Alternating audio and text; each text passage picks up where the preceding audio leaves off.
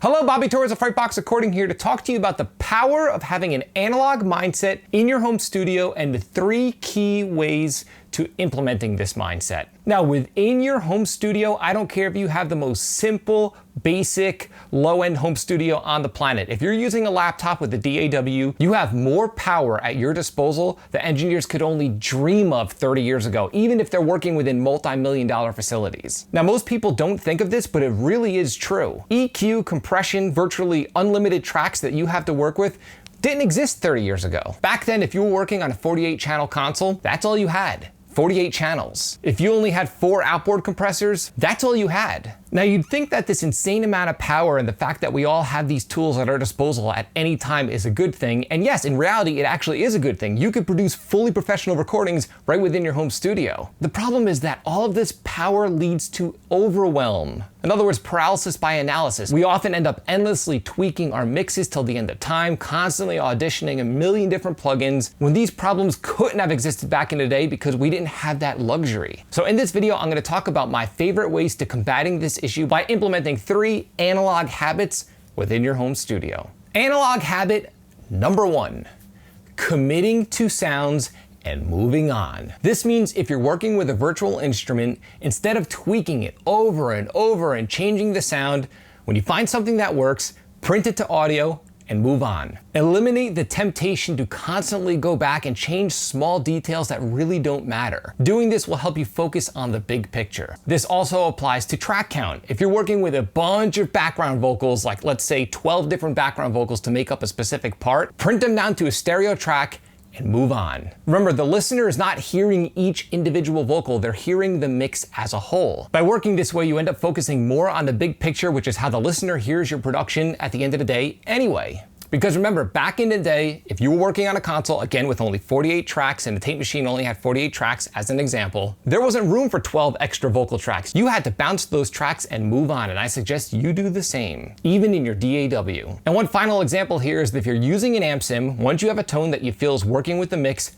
print it to audio. The temptation to change your tone, especially if you're a guitar player like I am, is just too overwhelming, and you're better off just printing it and treating it almost as if it were a live amp. You'll always have that DI to fall back on if you really need to, but again, I'm a fan of committing, moving on, and focusing on the stuff that really matters at the end of the day. Now, we tend to glorify the old days of analog and all of this great analog equipment that engineers used to work with, but in my opinion, the real power is in the limitations that they had. These limitations forced people to commit, get the project done, and move on and focus on the stuff that actually matters, like the song and the project as a whole. And this brings me to analog mindset number 2.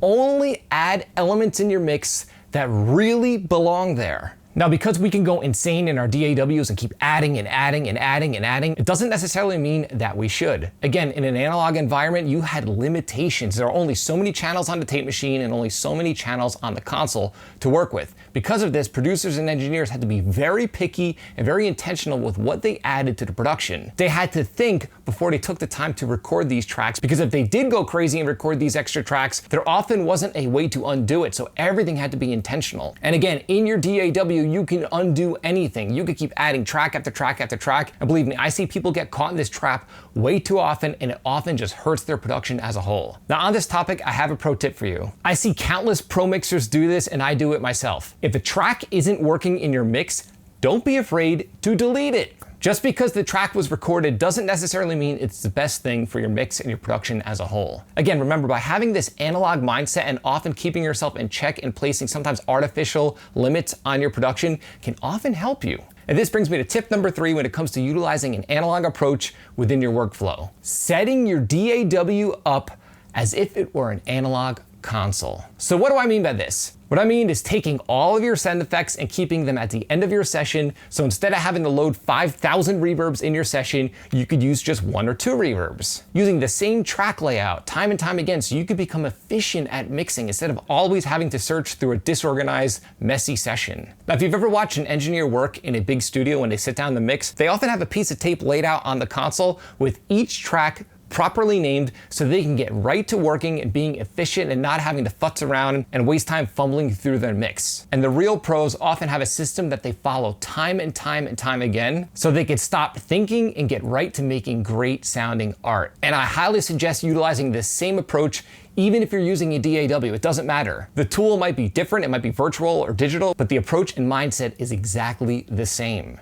Now, I've put together a free guide that you could download where I go into more detail on how you can utilize some of these analog mindsets within your own mixes. So be sure to download my 5-step guide to better heavy mixes. There's a link below right within this video's description. So there you have it. Those are my top 3 tips when it comes to implementing an analog mindset within your home studio. Again, I don't care if your home studio is just a laptop, headphones with programmed drums and amp sims. It doesn't matter. The idea is the workflow and mindset, and understanding that endlessly tweaking, adding infinite tracks to your production, and constantly auditioning different plugins is going to end up hurting you more than helping you. Believe me. And this is why I feel that borrowing some of those limitations from back in the analog days and intentionally implementing those limitations in your modern day workflow will help you. If you found this video helpful, like, comment, subscribe, and share. And do not forget to click the little bell icon so you can be notified every time I upload one of my weekly videos on all things metal and rock production.